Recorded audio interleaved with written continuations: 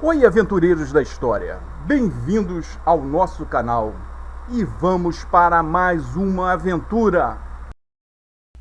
Vamos falar sobre a Balaiada, uma das grandes revoltas que ocorreu no período da Regência. Esse período foi muito conturbado na história do Brasil. O período onde o imperador Pedro II era criança. Houve várias revoltas, Farroupilha, a cabanagem, houve a Balaiada. A Balaiada aconteceu de 1838 a 1841, no Maranhão e também partes do Piauí. E foi uma revolta popular. Tinha vaqueiros, artesãos, escravizados, negros livres, sertanejos e pequenos agricultores que viviam uma extrema pobreza, uma miséria absoluta e sofriam abusos das elites. As principais causas foram a grave crise econômica do Maranhão, agravada pela queda do comércio do algodão, que não conseguia competir com o comércio americano, a enorme desigualdade social, miséria absoluta da população, as disputas políticas entre conservadores, os cabanos, e os liberais, os bentivis, que às vezes resolviam isso na bala, e no meio disso tudo estava o povo, os abusos das autoridades, a falta da participação política da população. O povo era só abusado, não tinha vez nenhuma.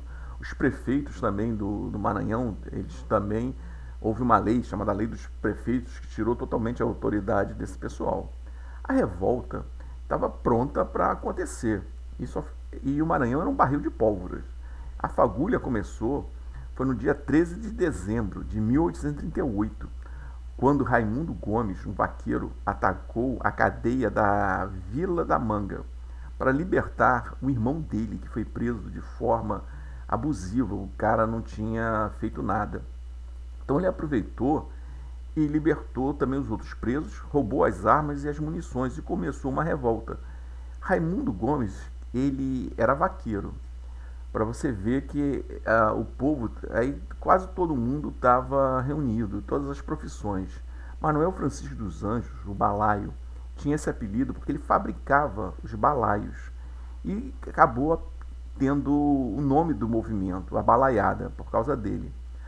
E outro líder era Cosme Bento das Chagas, era um líder negro, um quilombola. Ele queria o fim da escravidão. Ele liderou milhares de escravizados e lutou pela liberdade. E o governo se uniu, conservadores, os cabanos e os bentivis, os liberais, se uniram contra o povo.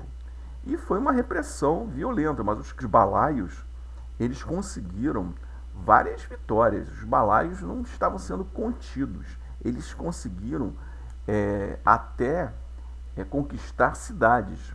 Pelo menos umas 20 vilas e cidades foram conquistadas pelos balaios. O governo imperial ficou desesperado com isso.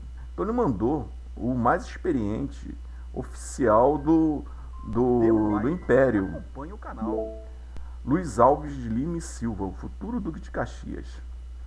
E ele veio com 8.000 soldados. A estratégia dele combinou anistia para quem se rendesse e a força total para quem não fizesse isso.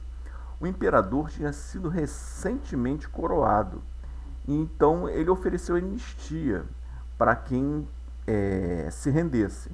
Raimundo Gomes, o vaqueiro, ele se rendeu e foi para o exílio. O exílio foi para a província de São Paulo e no meio do caminho ele morreu. Alguns historiadores contam que ele morreu de doença, ele morreu doente. Pegou uma doença no meio do caminho e morreu. Outros falam que não, que mataram ele mesmo. O balaio, o Manuel Francisco dos Anjos, ele morreu em combate, lutando. O Preto Cosme, o outro líder dos balaios, foi capturado e morreu enforcado. Luiz Alves de Lima e Silva toma a cidade de Caxias, ele vai ganhar o título de Conde de Caxias por causa dessa vitória na cidade. A repressão foi brutal. Quem não se rendeu foi o governo, veio com a mão pesada. Ele ganha o título de pacificador. Ele foi a espada do império. Ele pacificou totalmente aquilo na marra. E a repressão foi violentíssima.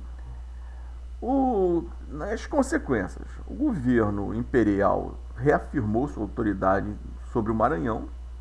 Teve, como eu falei, a repressão muito grande. Caxias ganhou sua reputação militar e a Balaiada ficou marcada por uma das maiores revoltas populares do Brasil Império. E, e não é muito lembrada fora do Maranhão.